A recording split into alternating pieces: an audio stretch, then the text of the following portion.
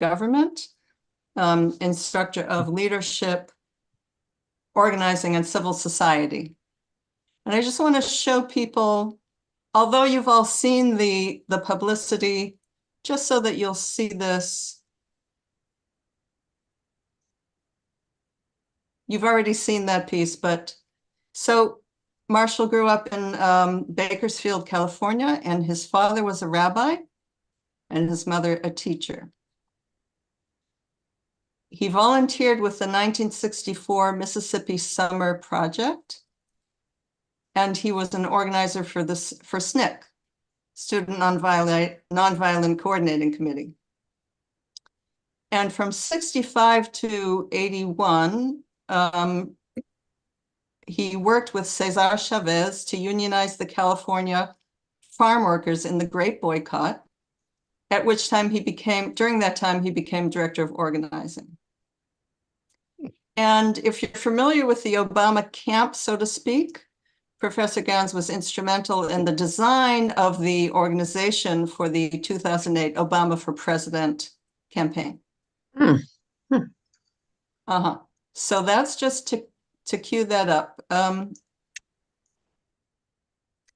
then just to give some framing for the conversation. So we seem to be living in a McCarthyite era where people who criticize the government or the state of Israel are being accused of anti-Semitism.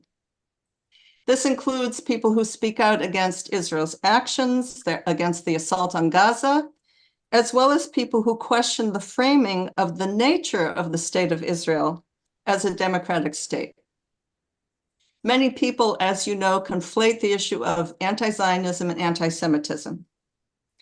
In the US, several student groups, university student groups, who raise these issues have been suspended, for example, at Columbia University and at others. We've also seen the spectacle of the 3 university presidents being interrogated in front of Congress on their university's definition of free speech versus hate speech. And I'm sure you've all seen that, specifically as it relates to Palestine solidarity across their campuses. In October, Professor Ganz learned that he was being investigated on charges of anti-Semitism based on a complaint from some of his Israeli students based on their proposed project, and he's going to explain that to us. Many of his students and supporters have declared that charge absurd. And you've seen from what I just showed you, his lifelong commitment to civil rights and human rights. As Professor Ganz himself said, my obligation to critique the Israeli state comes from my own Jewish tradition, a tradition which had to defend itself from genuine anti-Semitism. So with that, welcome, Professor Ganz, and I'll turn it over to you. Well, thank you, Abby, and good evening to everyone.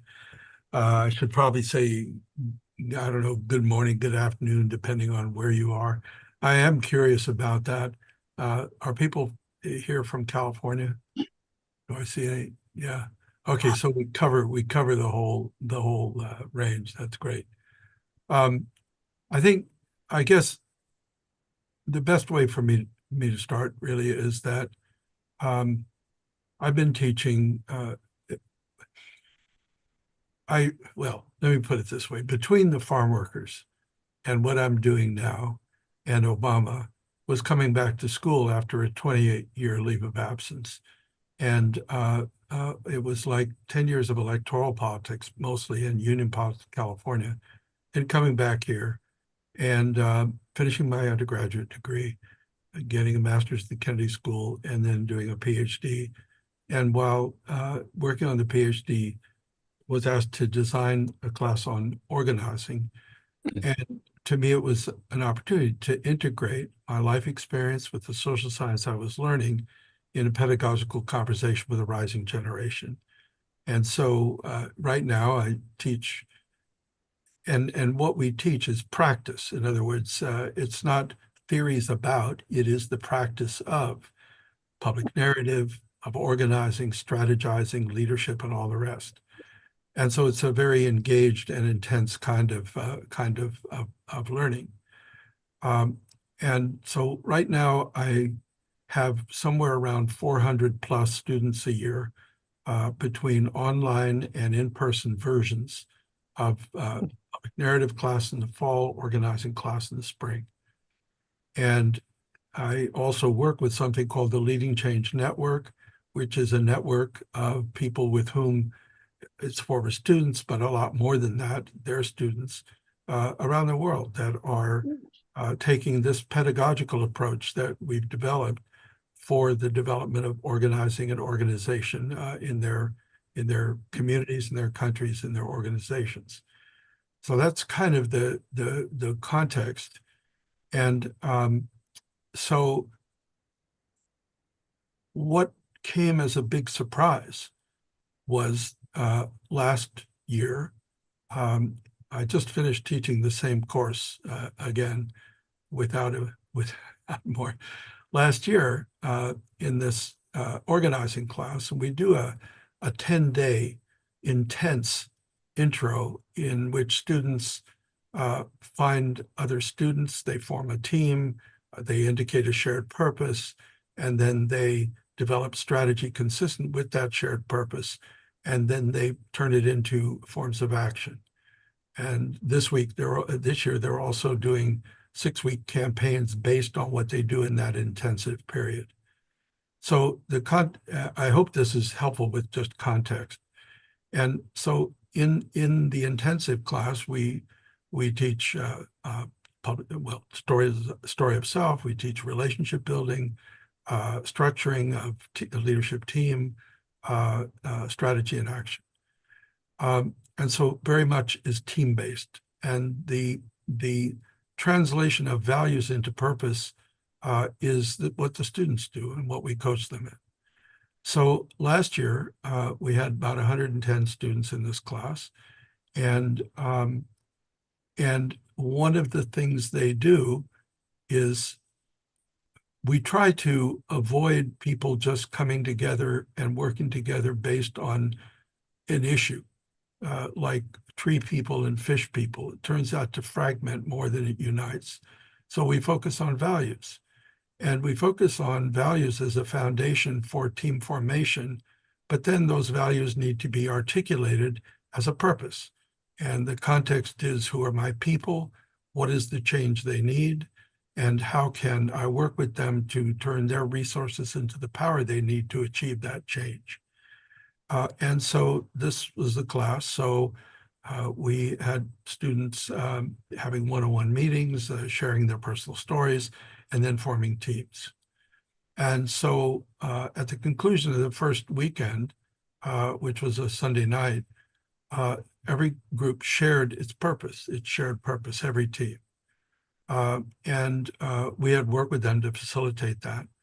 Well, we had, among our 100 students, we had 3 mid-career Israeli students. We had other Israeli students and Jewish students and Arab students, but we had 3 who were as I say, one of them was had been the international spokesman for the IDF, working out of the Prime Minister's office. So these were not children. And their deal was that they wanted to organize and build a whole organizing program around Israel as a Jewish democracy. Now, I challenged them on that because I thought it's inconsistent to say democracy and an ethno-religious definition of that, because democracy is based on equality. And if you define one community as being, the actual owners, but others not, it's a contradiction. And my friend Danielle Allen joined in this in writing this. I mean, in questioning this. So I challenged them on this, and I tried very hard to persuade them to be a Jewish state or be a democracy. But this is a problem. And it's an additional problem because it would come across as racist to other students. and legitimately so, from my perspective. And so there were sort of two dimensions to this thing. Well, they refused, they paid no attention, and they proceeded. And we managed to sort of keep things cool until the last Sunday when, well, frankly, it turned out that one of the people, one of the guys was leader of a bombing assault on Gaza the 3 years before. So again, these were not like innocent kids. And so some of the students got upset by this. So there was some leafleting about a vigil, a pro-Palestinian vigil that would happen that night. And one group brought some keffiyehs to distribute. Okay. And so they came up to me after this and said they demanded equal time. Now, a student had given a talk about inviting people to this vigil. That was her public narrative, Story of Self-Us Now. And that really upset them and they wanted equal time. And I said, well, no, the class is over. We're done. Well, so then nothing happens until a few weeks later. I'm called by the dean to show up. And our dean, Doug Elmendorf, who has had some previous encounters with Kenneth Roth. Kenneth Roth. Yeah, I mean, which was a whole other kind of deal. Anyway, I'm called in and said, okay, these charges have been filed by the Brandeis Institute on behalf of these 3 Israeli students. And the Brandeis Institute is not the college Brandeis. It's a right-wing, it's another one of these right-wing groups. And they were representing these 3. And so they filed with the general counsel here. And so the dean told me, oh, so these charges have been made. So now we're hiring an investigator. We're going to investigate. There was no prior discussion with faculty, nothing. So they hired this investigator, and the investigator went out and came back. The investigator was an attorney who had represented employers typically in these kinds of deals. Comes back and makes a report on facts that are contestable. And so, but the dean says, oh, we accept that in full. Now we wrote a response, and an attorney I hired wrote a response. This is where Danielle also entered the picture. And so, so then they came back with recommendations. And again, no discussion, no conversation, no faculty. Dean says, oh yeah, we accept that. And so the findings were that I had discriminated against these students on the basis of ethnicity and nationality, namely because they were Jewish and Israeli. And so that was a charge. And it was based entirely on this conversation with them about Jewish democracy and is there such a thing? And so then that was what happened. And, you know, there was no real appeal procedure. It turns out that they made up this whole process that they used because it was not in the faculty handbook at all. A different procedure was. And they sort of made this up. I think the general counsel's office was sort of freaked out about anything that would potentially be a suit against Harvard. And so then they acted in a way so as to defend themselves. And our dean, unfortunately, has a character deficit when it comes to courage and to, you know, sound values. What else to say? So, so then the question was, what would happen? So there were a couple of attempts the dean made. First, he told me I had to apologize. I said, I'm not going to apologize. I didn't do anything wrong. And he came back and he said, well, he would apologize and he was going to cut my class of 100 down to 50, 50, of which 40 had to come from the Kennedy School. And this was the week before classes were about to start. So happily, he was talked out of that over the weekend and then basically just kind of wilted. So, I thought that's done. Then October 7th happens. And so then I reemerge as evidence of the Kennedy School's failure to punish anti-Semitic faculty, namely me. So then the whole thing, got going again. Only this time I was evidence. So, that went on for a while. And then I wrote that piece for The Nation, trying to do the best I could to clarify where I'm coming from and how I view this. And frankly, the response has been almost exclusively positive from Jewish people, from non-Jewish people, from other faculty, colleagues, and so forth. The one negative response I got was from a fellow named Larry Summers, who teaches here. And that may be an indication of where he is these days. I actually want to put that on my wall and say, yeah, I got this. So that's kind of where it is right now. And so look, but I'm a very small piece of this whole picture, because I was sort of maybe a harbinger of what was to come, because of course they've gone into high gear after October 7th. And now, Harvard had to prove that it was not anti-Semitic, which was a total trap. It's sort of like the defensiveness and the sort of reactiveness of that. Oh, so now we need to prove this. And so then that just fuels the thing. And so then, we're off to the races. And then, of course, everybody knows what happened to Claudine and where things are. Now, one thing I want to say is, though, that the strife among students is very exaggerated. It's useful for those who are trying to weaponize anti-Semitism, but it's a misrepresentation of what the reality is here. And so, it's very unfair to the students and to the whole character. So I don't want to be in a position defending Harvard. I mean, frankly, the university screwed up pretty badly on this and continues to. On the other hand, it's the mischaracterization. The reality is that these people saw a great opportunity by taking on Harvard. And it's an automatic publicity deal.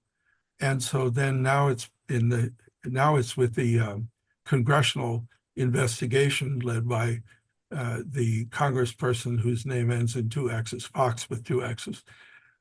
And they've subpoenaed everything here. So I've been told not to destroy any papers. And then there's a lawsuit. So where I'm coming from, I just don't want to be used in all this. I'm clear about what my position is and the rights and wrongs of this. And I'm not in any jeopardy in terms of my employment here.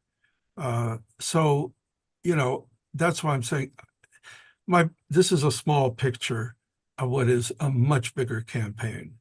And that really it's modeled on the McCarthy stuff. You name somebody a communist, and then you attack the institution that they're working in as harboring communists, which is kind of what they've been doing.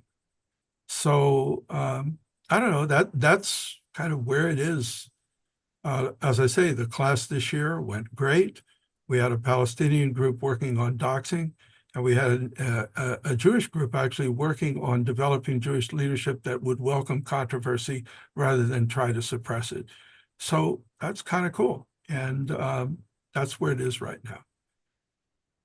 So, and yeah, so I can stop there. I hope that's what you were asking for. I think getting lost in the weeds is a real danger in Yes. this Yes. stuff, because Yes, there is no. a big picture here, and this is, yeah. Absolutely what we asked for. Thank you for that. I think I can speak for all of us that we are so appalled at what happened to you. It's really terrible. And what I didn't know was new information is that this is in front of a congressional committee at this point. Oh, yeah. Oh, yeah. You know, the committee that convened the three presidents of the universities, they initiated a whole investigation, and they've issued subpoenas for any documents relating to any of this of Harvard. So that's one deal. And then the other is this suit filed by students, by a particular set of students, alleging the same stuff. And so that's kind of what's happening. Wow. And you're going to be hauled in front of this committee? I don't know. I certainly hope not. I mean, because they're mad at Harvard for not dealing with me. Okay. Okay. So, yeah, no, it's really bizarre. Yeah, And got so, it. so I become like a chip Yeah. to be deployed in against it as they go after the real villain, which is Harvard. And Harvard's the real villain because of diversity, inclusion, equity stuff, and Okay. because it's Harvard and it's full of intellectuals that are lefties. So, I mean, would that were the case, which is so, So yeah, ballooning beyond you. yeah, oh yeah. Got it. No, Okay. I'm a little speck on this deal. Got it. Okay. So let me explain to the audience that we're going to open this up for your questions. So be thinking about them. And Grace, can we open the chat box for people? So if you would put your questions in chat, and we'll try and get to as many as we can. While we're waiting for that, Marshall, I'm going to ask you a question, which is, I was going to ask you, to what extent are these decisions made by donors? But I'm now going to ask, to what extent are they made by donors and Larry Summers? No, no, I And think, oh, I'm sorry, go ahead. what do you think is the university's responsibility to its donors? Well, I think that from a overall perspective, um, especially I would say in the last 20, 30 years, the extent to which educational institutions have become dependent on private sector donations is huge. And it has to do with the shifting public policy and the role of government in supporting educational institutions.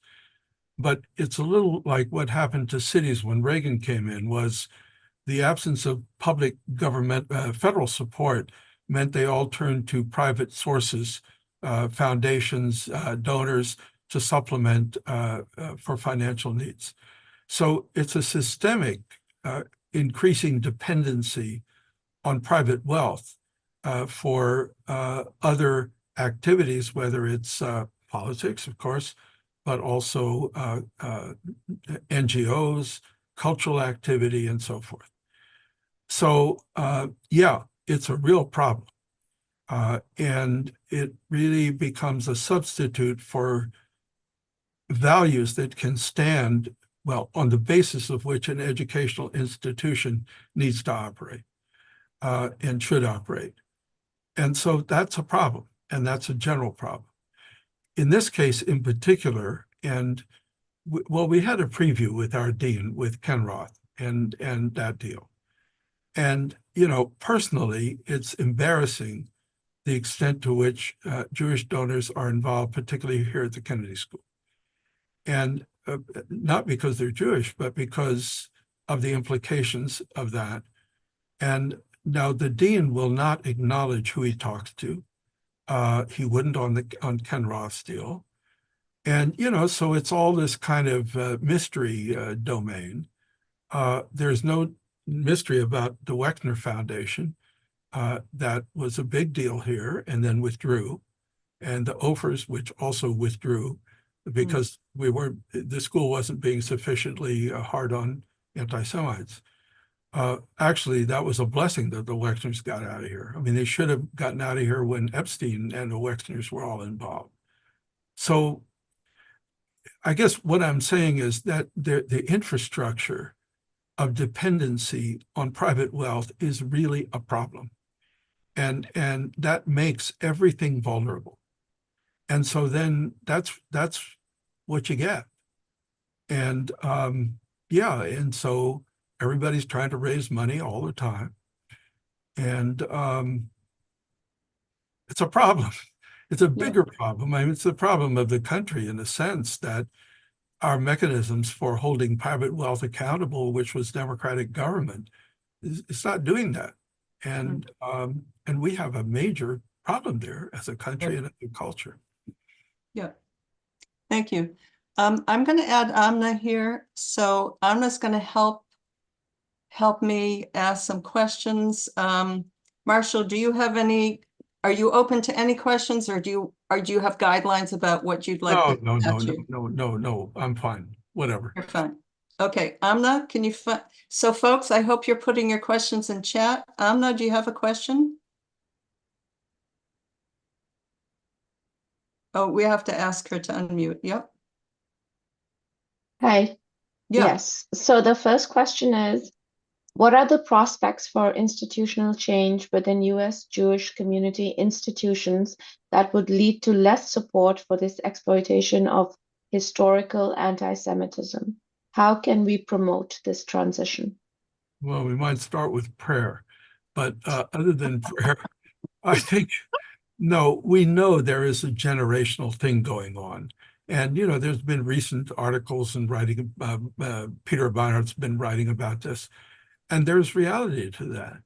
You know, the question is when, how, because there's a hell of a lot of resistance, but there is a generational shift, and it's a really welcome thing. You know, it's interesting, though, the person that recruited me for SNCC was a woman named Dottie Zellner, who was up here at Harvard recruiting. And I reconnected with Dottie because she was in Jewish Voice for Peace, playing a major role. So it's kind of like she reached out after this stuff happens. It's kind of cool connecting those two ends. And there is a Jewish tradition there. And so the question, how long, what will it take? Who knows? But there is a generational shift. And I think that's really important. And, you know, there's been so much written about, you know, the Biden generation and the whole Israel mythology that, you know, I was raised in, many of us grew up in which Palestinians were invisible. They just didn't exist. And, well, we're getting wise to that. The world is getting wise to that. I mean, my own work has actually been in Israel, but for the last 10 years, it's really been more in the Arab Middle East, particularly in Jordan, and developing democratic capacity, democratic organization. So that's, you know, if not now, is young people. I guess I'm kind of spoiled because I get to have these conversations with the future twice a week. And that's really generative and cool, and it's a source of hope. You know, because the other thing I see is the power of the women's movement around the world is one of the most hopeful things. You know, that's another dimension of where generation change, I think the gender dynamics that are going on, there are sources of hope. There have to be, otherwise we're, you know. So, but generation change, it certainly was for my generation. And I hope it is with this generation again. And I think there's some evidence of that. I hope that's a helpful response, Emma. Thank you. That's great. Yes, thank you. I think you're in an enviable position to be able to have these conversations with the next generation. Yeah. No, it's a real gift. It's a real blessing. And I'm very conscious of it. And yeah. Yeah. Marshall, there's a question here about, remember those doxing trucks that drove around Harvard? Yeah. And and Columbia. So there's a question about, can there be any legal action taken against Harvard and Columbia regarding the doxing trucks? I'm not competent to answer that. Yeah. I think you should ask a lawyer. And Yeah. we have some good ones here that are pretty clear on this. I mean, over at the law school. So I don't know. Right. I think that this group that's organizing against it is very good. Sometimes we rely on lawyers when we should be doing organizing. And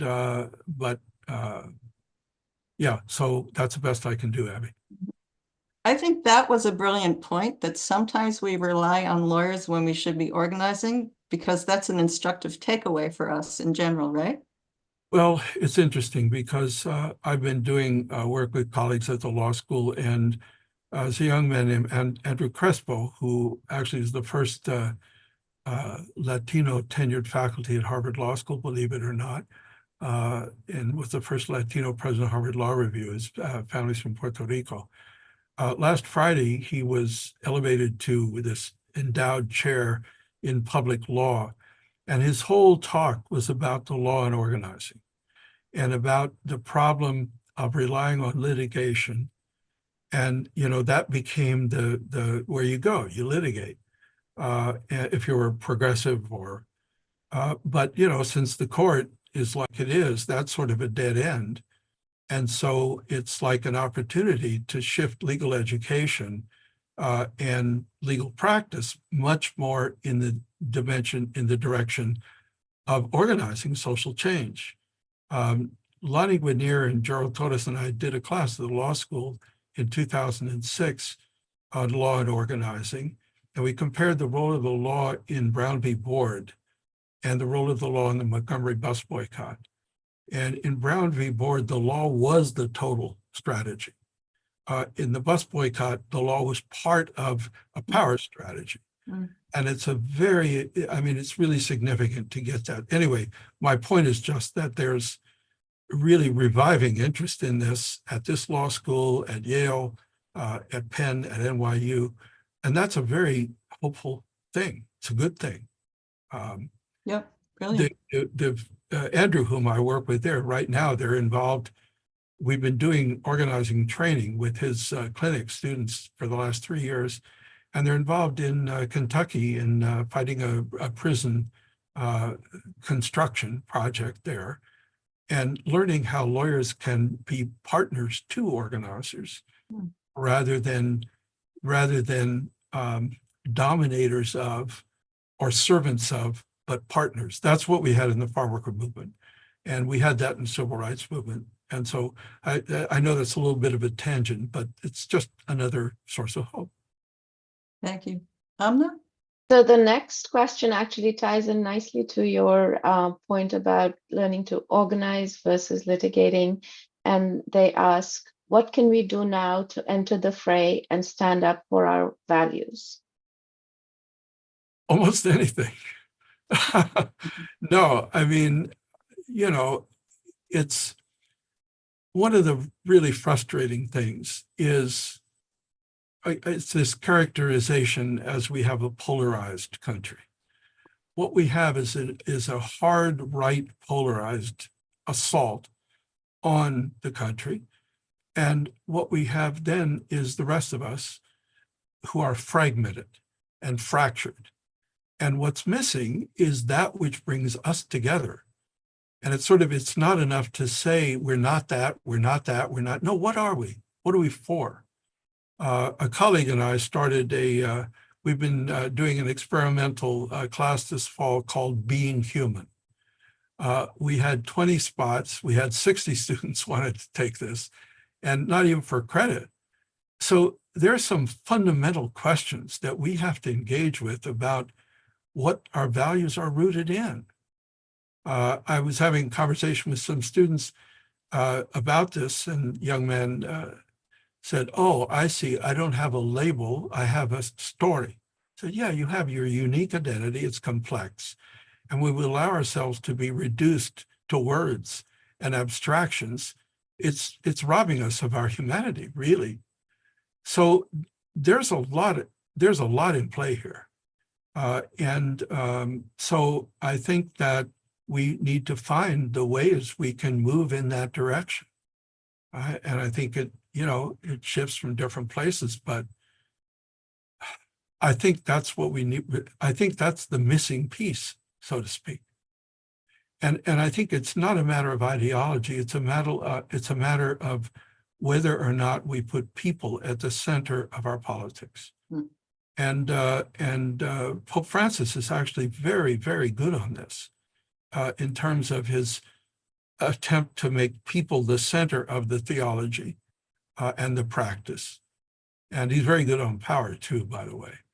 But yeah, so I think we're trying to find pathways to, and it's even more urgent in the context of the climate crisis. And these economic and technological solutions, they're not very real. So we have a lot of work to do with each other about who we are to each other and what that means and how we translate that into the power we need. And I don't have, I got no answer to that. Yeah. I have a lot of questions about it. And I'm an eager participant in it. Mm-hmm. I think that's a great framing of the context. Thank you. Marshall, I think you've already addressed this, but just in case, I'm going to read you the question. So if you think about the broader issue of what's taking place in other universities besides Harvard, such as Columbia and Brandeis, and how this is an orchestrated campaign that threatens so much of higher education and freedom of expression. Yeah, I mean, well, and what's his name? Ackman, the guy who took on Harvard, whose wife had problems with plagiarism. No, look, it is, yes, it is an assault. And the question is, how do we respond? And I think, there should be a much more concerted, assertive, non-defensive, non-apologetic response. And it just seems that often folks that share our values don't have confidence in those values and sort of need to, I don't know, it's defensive and apologetic rather than how can I say, of integrity, of courageous. Courage, I think, is a lot of what's missing. And of course, courage means strong heart, literally. And I think that's a lot of what's missing. But that's the work we need to do. Right. And I think you said that earlier about the lack of courage among the administrators. Oh, Jesus. Well, I didn't mean to say. Yeah. Okay, I'm not. No, it's really remarkable. It really is remarkable. The president of Williams College, I've forgotten her name now, she had a very good response to some of this stuff. And there's people all over the place. Actually, there's a faculty group organizing here now to create a faculty senate, because at Harvard, the faculty have no voice or vote in the governance of this place. I mean, Harvard's based on a feudal system. I mean, there's an emperor called the corporation, and then there's a king called the president, and then there are barons called deans, and then that's really how the authority structure operates.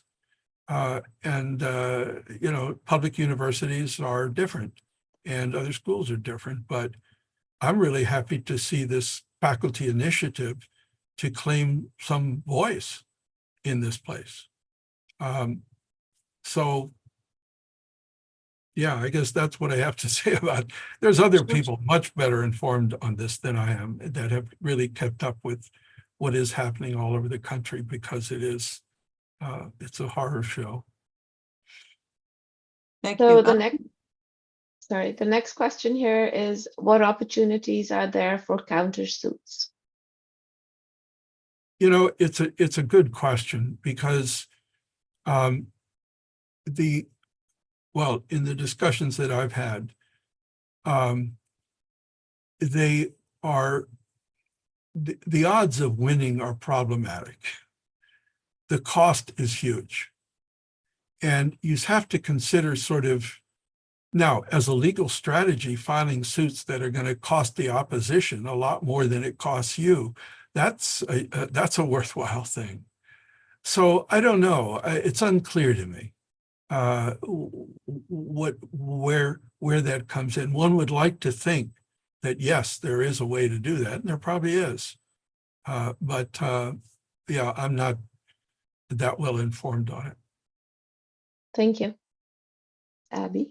Do you know, has the IRA definition of anti-Semitism been accepted by the Harvard administration? Wait, I'm sorry, say that again.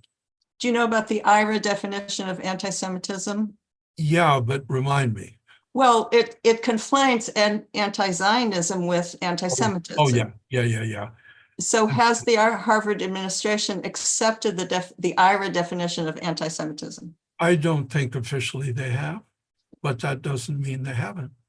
Yeah. I mean, it's, I mean, that's basically what the deal with me was. And that, yeah, to criticize Israel is to be anti-Semitic. Well, that is a contradiction with the whole Jewish tradition. But I mean, that doesn't keep people from doing it. And that's what they're pushing, and that's what they're trying to do. I mean, I was actually talking to some folks this morning in Jordan. And, you know, the thing in the massacres in Gaza are just horrible what's happening. But, you know, there is some world shift, I mean, in perspective on this. I think the South African action before the International Court, that was a good thing. Now, it takes time. And here in this country, I think Abdullah Hamoud, the mayor of Dearborn, had a wonderful piece in the New York Times. And they also organized quite successfully to organize an uncommitted campaign in Michigan. They thought they were going to get 10,000, but they got like 75, 80,000. So there's stirring, but, you know, it's got to, you know, you got to blow on the embers, you know, and kind of heat it up. But yeah, that's what they're trying to do. But, you know, it's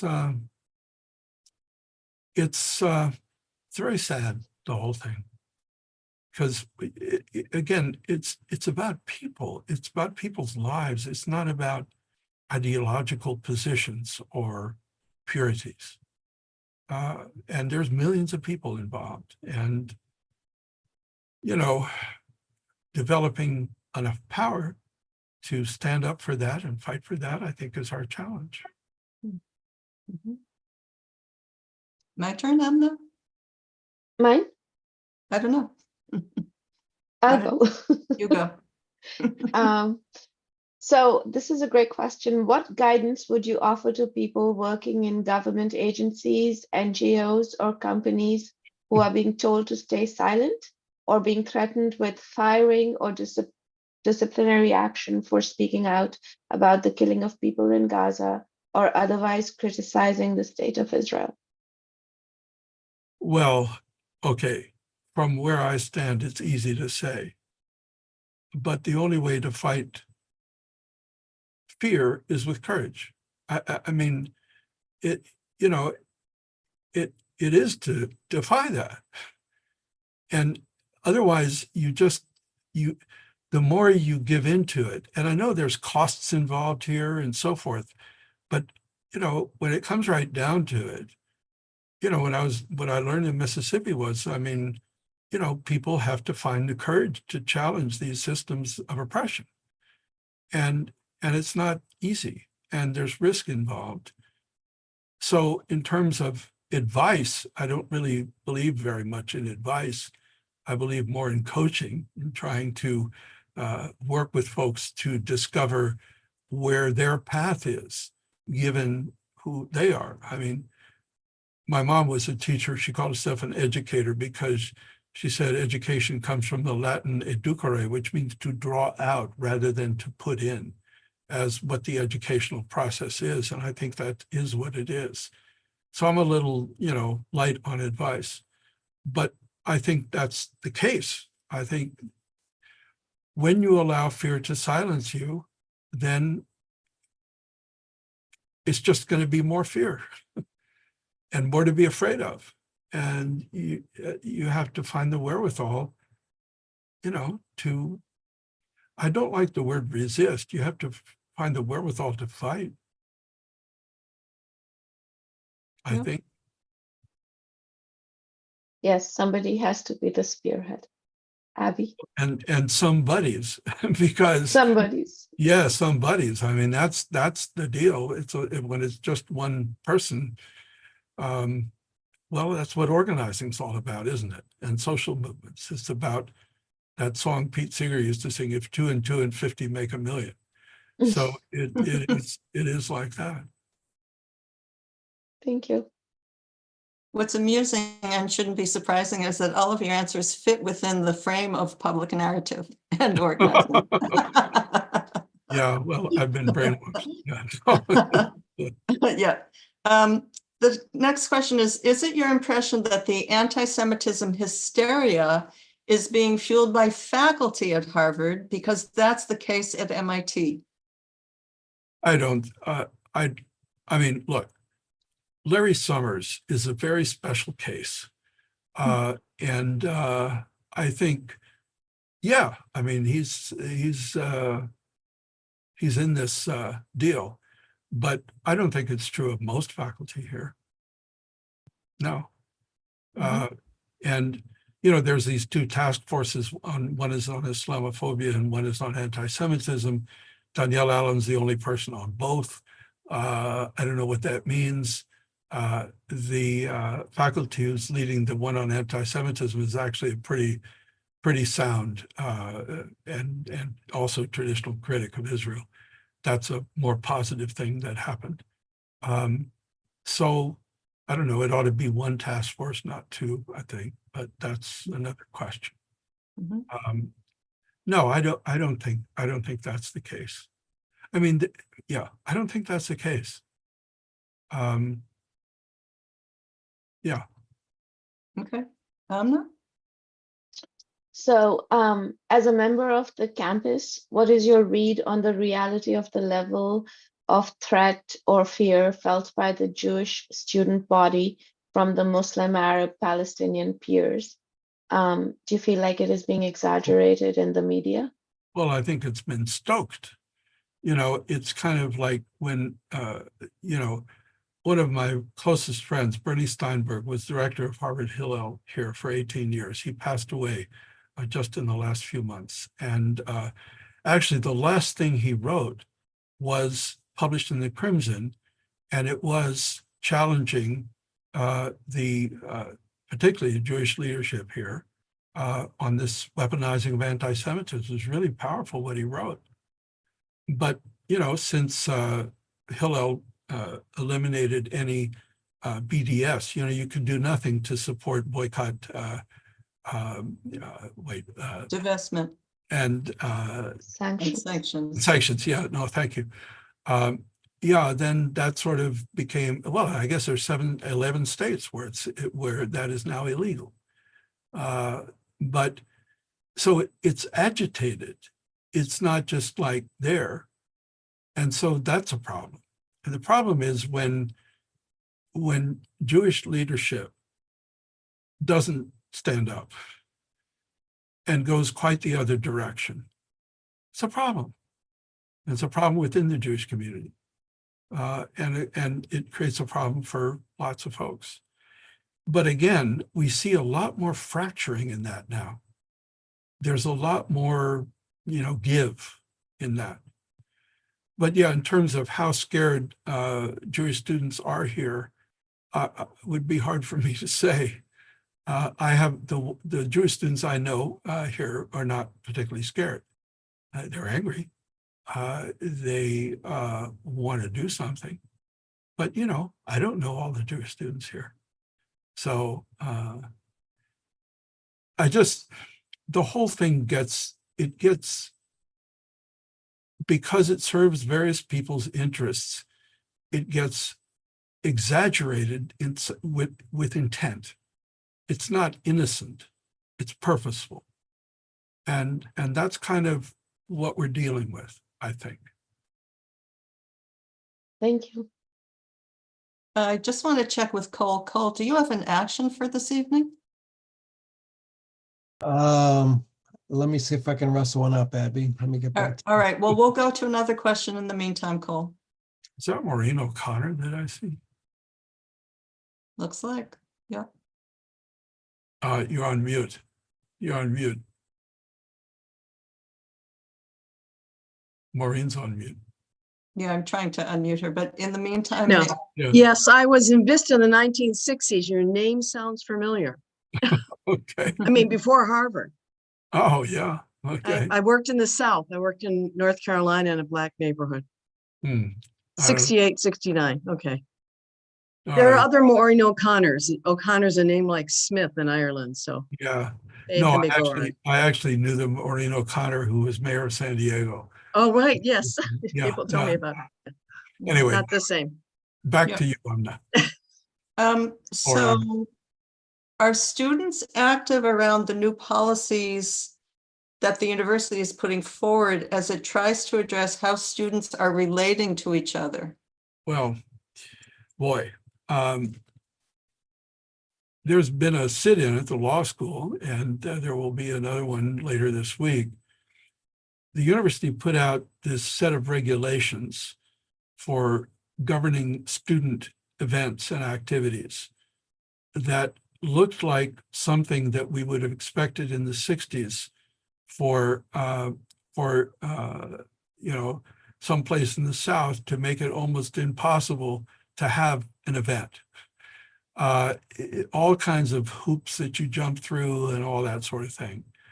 At the same time, they've also created this whole mechanism for policing. In other words, if somebody says something bad at an event, you know, then there's all these steps on how to shut it down. I mean, that is really something. That's what the students of law school are protesting. I mean, they had to sit in last week and police surrounded the thing, and a guy came, captain, and read this thing about this is an unlawful assembly, which really resonated with a lot of us. Now, then they didn't do anything and the students didn't stop. But the depth of fear that drives something like that in a place like this is really remarkable, because that is all about fear. And it's, you build walls and the fear doesn't go away. You know, interdependence is about the only way we get out of that stuff for security. So yeah, that's distressing. And we'll see how much weight it actually has. They did change their policy here on dealing with complaints against faculty and have a much better system than I've benefited from. And well, that's a good thing, but it's because there are free speech issues involved, certainly. But that stuff is really chilling. Thank you. Yeah. Now, hold on a second. Folks, we want to call your attention to the action that Cole put in the chat box. We would like everyone to go there and to sign it. And I'm just going to quickly share my screen. This is about no military aid to Israel while it is violating human rights. So if you would click on the link there and you can read about this, you know that the United States continues to send more weapons to Israel to assist in their slaughter in Gaza, while at the same time from the other side of their mouth, they're criticizing Israel and they don't want them to go into Rafah, but they continue sending them weapons. So if you would click on that link and go there and sign that, we would really appreciate that. Thank you. Amna, you got one? Yeah. So there's a question here that says, do you think there is a relationship between Islamophobia and weaponized anti-Semitism? Yeah. Yes. I mean, yes, of course. And I mean, the irony of weaponized anti-Semitism is if it does anything, it increases anti-Semitism. You know, the Islamophobia, yeah, I mean, they're bedfellows, you know, I think, maybe not bedfellows, but it's the same kind of, how can I say, the same kind of fear-driven aggression that drives that stuff. Yeah. Yeah, it's I the mean, and this is Ramadan right now. I mean, and Ramadan is a very important time for reflection, and you know, for actually joy. It's a very interesting holiday that I've been learning so much more about. But yeah, so Islamophobia, yeah. yeah. That's the irony of some of these super pro-Israeli anti-Semites. You know, like some of the people that Trump had when they moved the capital to Jerusalem. Mhm. Kind of amazing.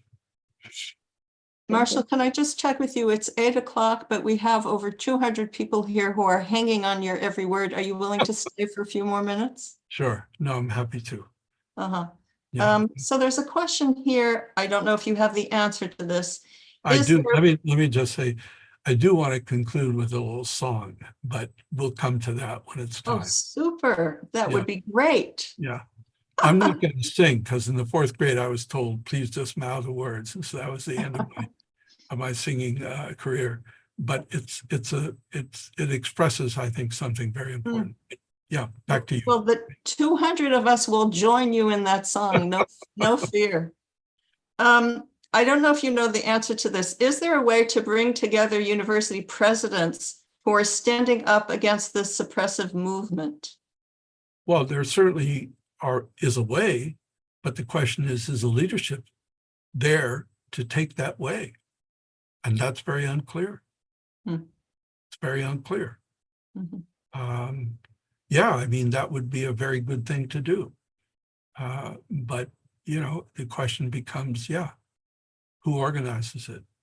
Do we And know if anyone is already doing that? I don't know of anything, but that doesn't mean there isn't stuff going on Right. by any means. Yeah, but it would be a good thing. Okay, so the next question here, why does the mainstream media fail to highlight that Palestinians and their supporters have been viciously attacked, while there seems to be few attacks on those supporting genocide in the Gaza Strip? Have I missed all of the attacks on supporters of genocide? Well, yeah, I mean, why does the mainstream media do what the mainstream media does? You know, and in this country, it's worse than in other countries. I mean, yeah, I mean, we're really in this kind of a very problematic bubble.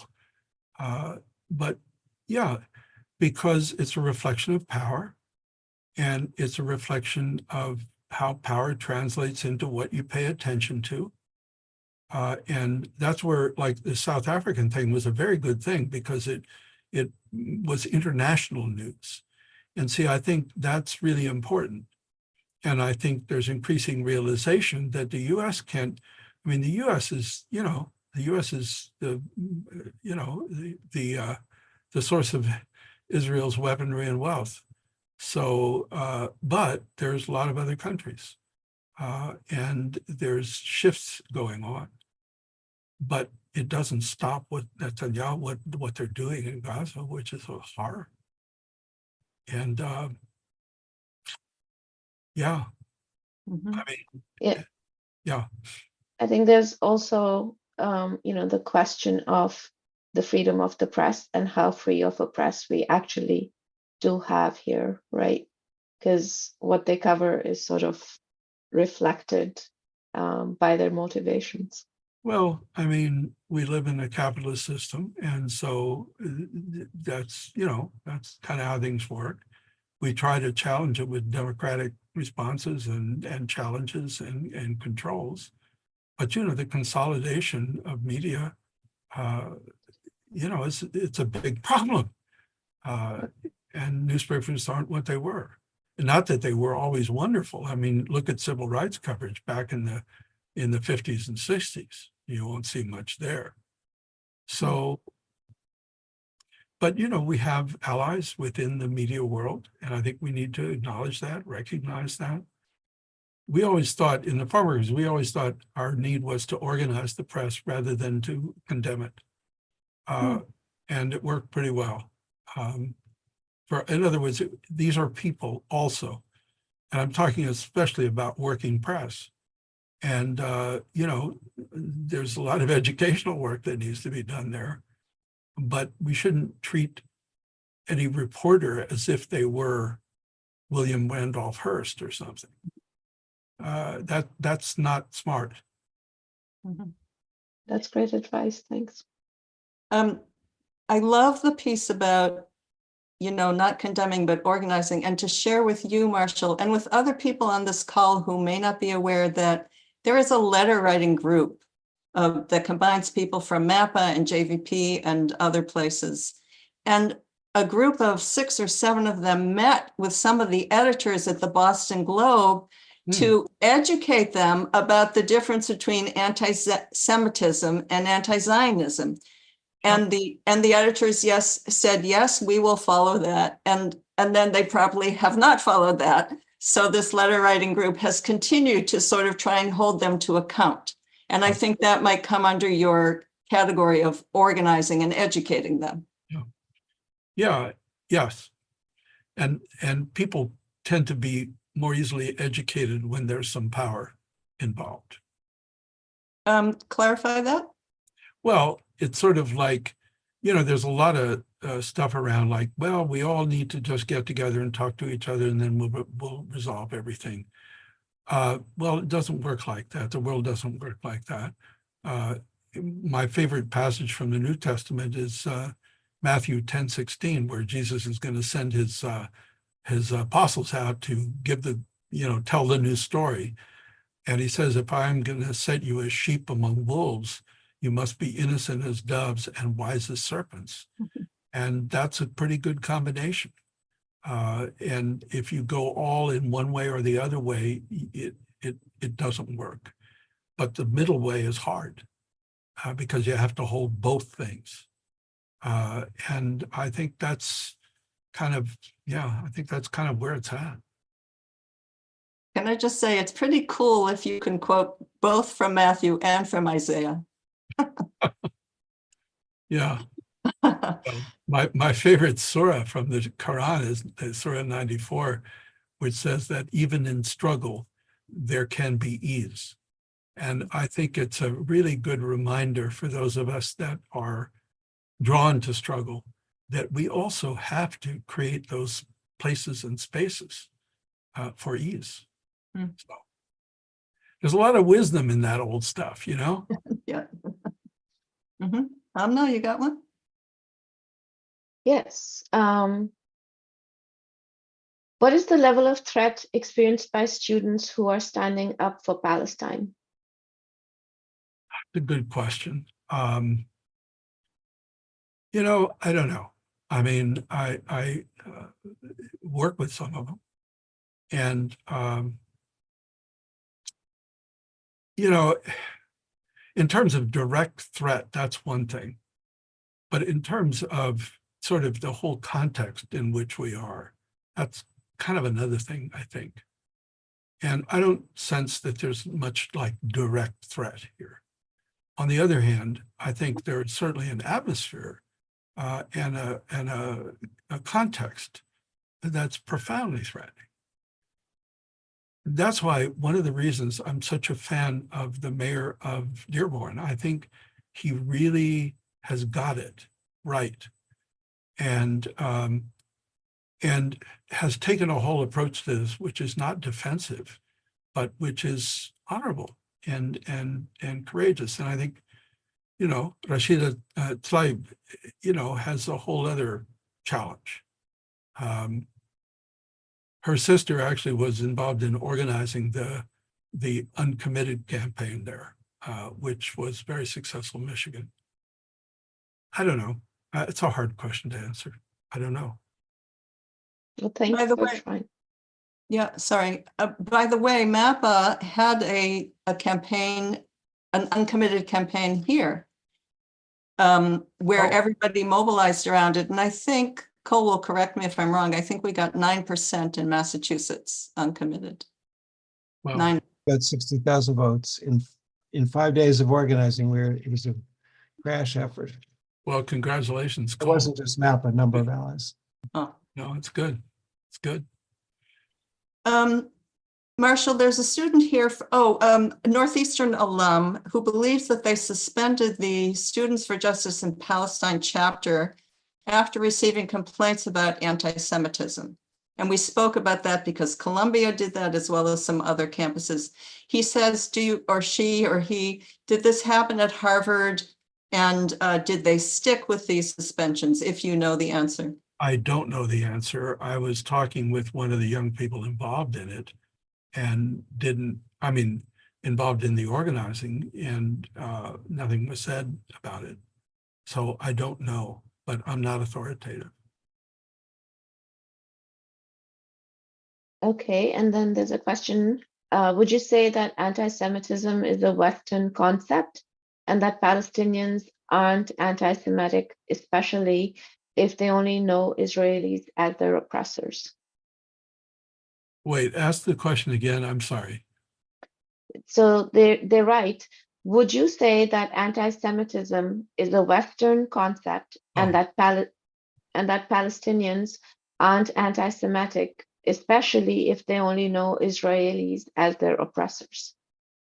Well, I parts. get troubled by these sweeping generalizations about this. I mean, certainly anti-Semitism flourished in the West. There's no question about that. And it flourished more in the West than in Muslim countries, for most of history. But, are Palestinians you should ask Palestinians. It is, the regime it's a bad regime. What I found, just personally working in Jordan and Lebanon, and we were doing some work in Syria as well, the distinction between Jewish and Israeli was significant. For me, it was very significant. I was a rabbi's son. And I felt really a great sense of privilege to be working in those communities to support the development of democratic organization. But that's just my personal experience. It's hard to make those kind of generalizations. Two things. So to the question about the SJP, the Students for Justice in Palestine, groups that have been suspended, Myra Hindis has told us in the chat that Brandeis defunded and basically canceled Students for Palestine months ago. Yeah, not surprising, is it? No, indeed. My alma mater.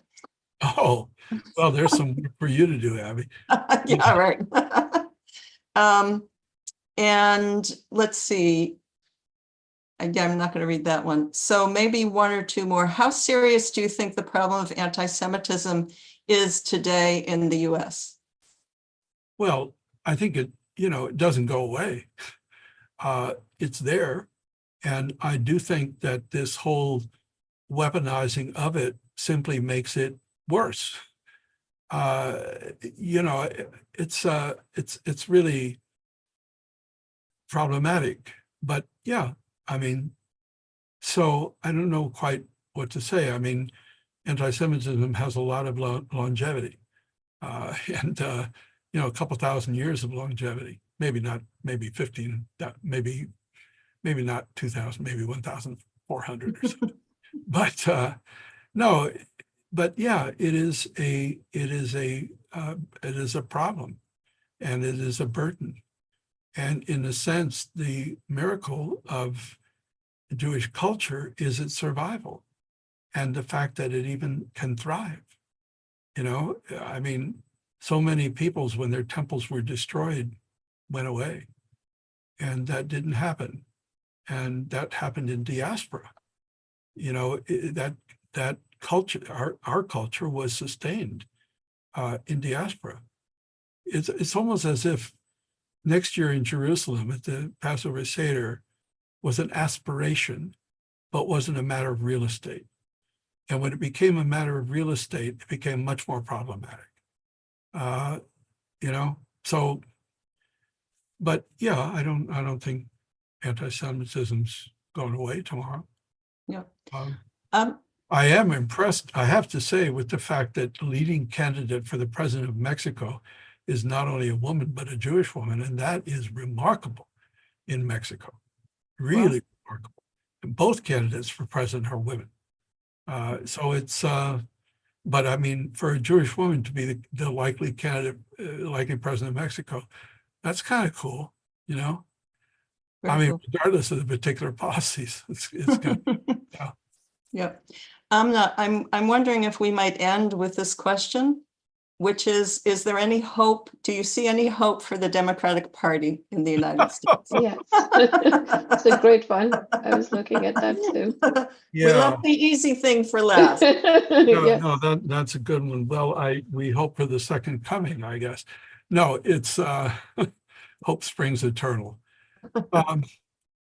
I don't know, you know, to me, it's a question of how do we organize to use whatever access and mechanisms we have to assert the values that we hold as sacred, and how do we develop the power around that? Can it happen through the Democratic Party? Who knows? There's an excellent book by Dan Schlossman, who teaches at Johns Hopkins, called When Movements Anchor Parties. It's a really excellent history of the relationship of social movements and parties in the US, and going all the way back. And basically what he argues is that change rarely originates from within the electoral system, but it originates from outside. And then the question is how it engages with. Does it take over a party? Is it co-opted by a party? Is it just remain, you know, because unless there are autonomous mechanisms of accountability, the system doesn't work. And I mean, that's one of the big problems, I think, that we have. I mean, so there's a lot that could be said about this. But I don't see the question as being hope for the Democratic Party. I think the question is there hope for democracy? And if there is, Democratic Party could have a role to play in that, or not. I just think it's not the question. It's not really the issue. Yeah, great reframe. So folks, don't go because we have a song to sing, so please wait. No. First of all, thank you to Amna. I'm going to remove spotlights, Marshall, so you can see us all singing whatever song you're going to give us. Yeah, so just hold on 1 second. Okay, so what are we singing, Marshall? The sad thing is that I'm not going to sing. I'm going to recite. And the song I'm going to recite was actually sung by Judy Collins, and in the 60s. And it was an old Union song that was adapted to the civil rights movement. And to me, it's very timely. And it goes, freedom doesn't come like a bird on the wing, doesn't fall down like the summer rain. Freedom is a hard-won thing. You have to work for it. You have to fight for it, day and night for it. And every generation has to win it again. Pass it on to your children, brother. Pass it on to your children, sister. They have to work for it. They have to fight for it day and night for it. And every generation has to win it again. Pass it on to your children. Pass it on. And I feel so blessed to be in a place where I can do that work. And I think it's incumbent on all of us to do that. That's my song. Thank you for the beautiful song. Thank you for this wonderful webinar. Thank you. Thank you, For Abby. your words of wisdom. Everyone who's on the screen, could you please applaud in whatever way you can so he can see you? Whatever you can do. Thank you. No, thank you so much. I really Thank you. appreciate the invitation and the conversation. Thank This you, is Marshall. it's really the first public conversation I've had about this. So thank you. Thank Yeah. you. Take Good care. night, everyone.